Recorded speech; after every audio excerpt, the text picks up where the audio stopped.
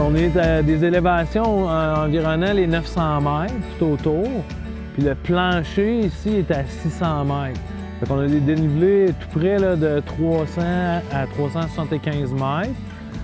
Et puis c'est vraiment la particularité de Murdochville, c'est d'être en élévation. Et puis en étant sur l'extrémité de la péninsule, on est entouré d'eau avec le fleuve, le golfe et la baie des Chaleurs. Et puis, donc, ça nous donne là, des bonnes quantités de neige. Fait que dès qu'il vente là, du sud, de l'est ou du nord-ouest, l'effet orographique avec l'altitude fait en sorte qu'on a beaucoup de précipitations. On va avoir entre 7 et 9 mètres de neige par année à Murdochville.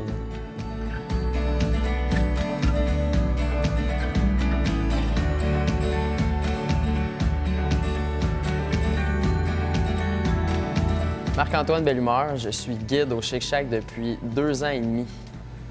Donc au niveau de la météo, le guide souvent il est formé avec on va dire un niveau 1 avalanche, un niveau 1 professionnel. Donc on a suivi une formation d'1 semaine complète juste pour comprendre la neige et le manteau neigeux, en fait, pour éviter ou juste pour indiquer qu'il y a des risques d'avalanche, par exemple. Donc ça se transmet dans notre travail le matin. À chaque matin, on se lève un peu plus tôt, on s'en va à la station météo. J'ai des plaques que je dois regarder la quantité de neige qui est tombée.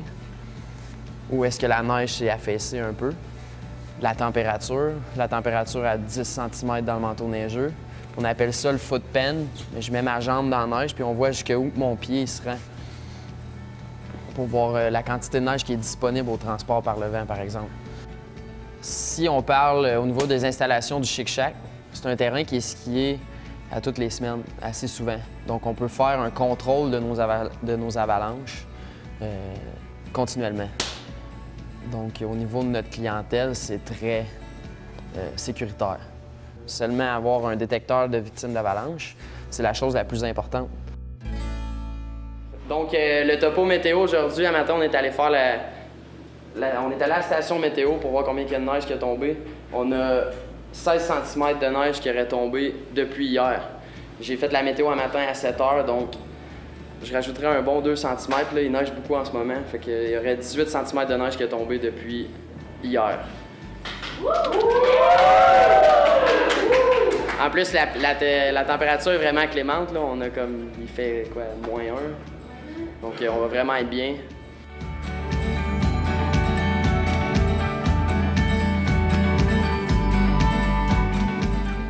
Ça n'a pas pris beaucoup de temps là, pour avoir l'idée de continuer à développer. Et puis le Mont York est arrivé assez rapidement. Puis on a travaillé sur le Mont York pendant au moins 7 ans là, à aménager cette montagne-là aussi.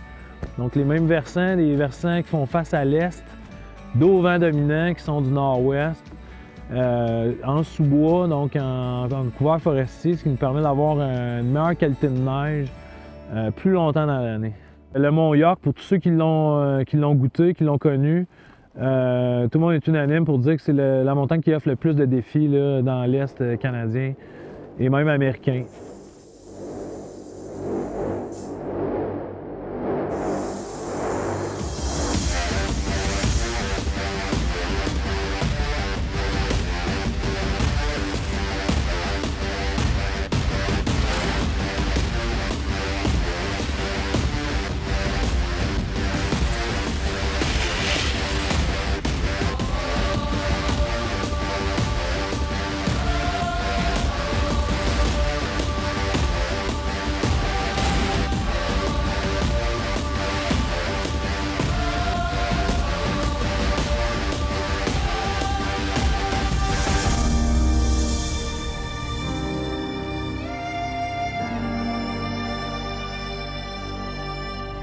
Ce qui m'a amené ici, je pense que c'est ce qui me représente vraiment bien. Depuis longtemps, je travaille sur la terre à bois à mon père depuis que je suis tout petit, donc j'ai appris à bûcher. Et ensuite, mon père m'a fait évoluer dans le sport. Où ça vient plaisant, c'est quand on se laisse aller.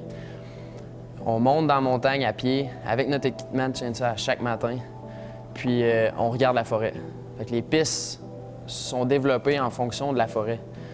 Si j'ai un endroit où il y a moins de bois, c'est là que je vais aller couper un peu plus. Je vais garder mes arbres sains, par exemple. J'ai étudié aussi en foresterie, fait que ça fait partie de l'aménagement de la montagne. On préserve ce qui est bon pour faire une barrière de vent en même temps. Puis au travers de tout ça, bien, on essaie d'évoluer vers apporter le meilleur ski possible avec ce que la forêt nous donne.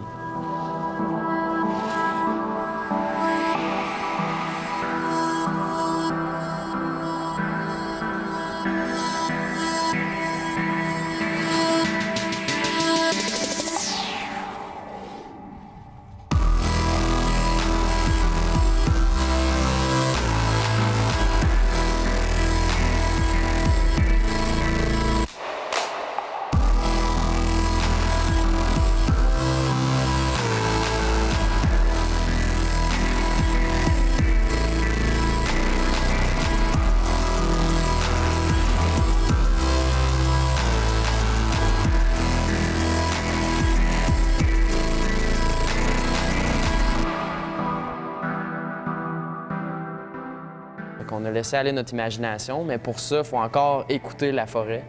Mes arbres sont sur la bonne place, j'ai besoin d'une quantité d'arbres pour faire ces modules-là. Donc, on fait travailler ça. D'un fois, on s'assied à côté de notre chainsaw, puis on regarde ça pendant une demi-heure, puis là, let's go, on part, puis on fait nos affaires. Puis en bout de ligne, bien, on se retrouve avec une magnifique piste. En fait, plus de 20 pistes au Mont-York, là, avec des modules, des cliffs. Donc, tout est bûché par des skieurs pour les skieurs.